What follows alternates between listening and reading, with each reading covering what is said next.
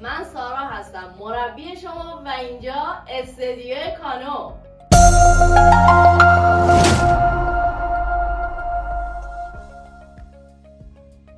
جلسه پنجم از چالش شکم کوچیک‌تر، بدن قوی‌تر. تمرین امروز خیلی باحاله. 4 تا حرکت داریم که قرار بین هر حرکت 10 تا کوهنوردی بزنیم. حرکت اول زیر شکم پاساف که بهتون میگم اگر نمیتونید اصلش رو اجرا کنید چجوری اجرا کنید. حرکت دوم کرانچ توی تاج، حرکت سوم نی تو چست و حرکت چهارم هیپ ریز. بریم این 4 تا حرکت رو با هم اجرا کنیم و بهتون بگم که اگر نمیتونید اصلش رو اجرا کنید چیکار. حرکت اول زیر شکم پاسافه که حرکت کاملش اینه. گودی کمرتون رو باید پر کنید، 2 تا پا تا نزدیک زمین میاد ولی به زمین نمیخوره و برمیگرده. اما اگه این حرکت براتون سخته یا آسیب کمر دارید میتونید زانو خم اجراش کنید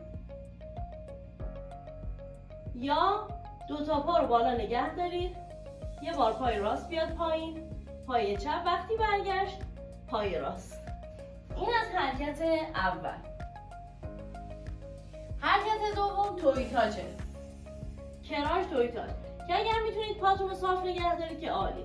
اگر نمیتونید اینجا دست میزنید به کتونیتون یا پاتون یا این حرکت. حرکت سوم نی تو چسته که پیشرفتش میشه این. اما اگر براتون سخته میتونید 2 تا دستتون رو بذارید و ازش کمک بگیرید.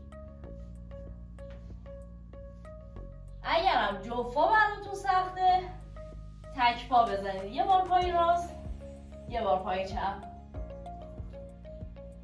حرکت چهارم حرکت هیپ ریزه که اول پاهاتون رو توی شکمتون جمع میکنید، باسنتون رو از زمین جدا میکنید و دوباره میذارید روی زمین. حواستون باشه که خودتون رو روی زمین نکوبید. بریم یه راند این حرکات رو با هم اجرا کنیم.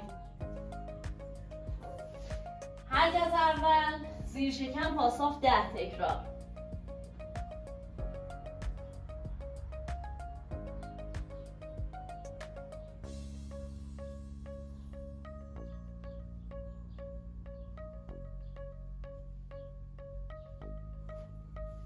بلافاصله میرم توی کوهنوردی، یه پا تکرار بشه 10 تا.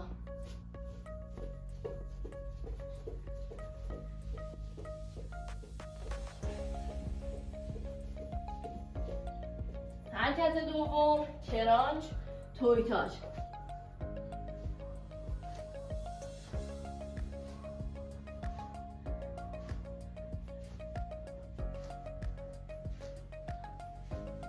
بلافاصله حرکت کوهنوردی، یه پا 10 تکرار.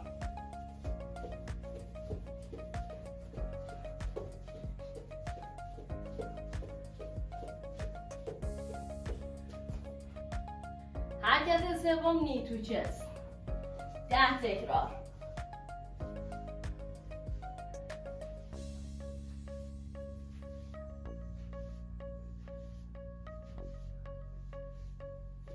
بلافاصله کوهنوردی 10 تکرار.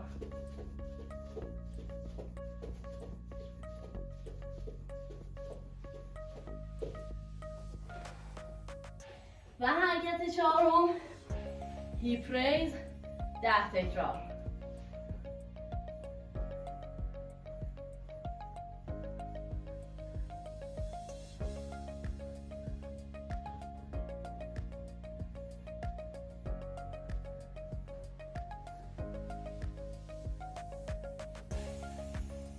یه راند این تمرین‌ها رو با هم انجام دادیم. 2 دقیقه استراحت کنید و حداقل 4 راند این تمرین‌ها رو اجرا کنید.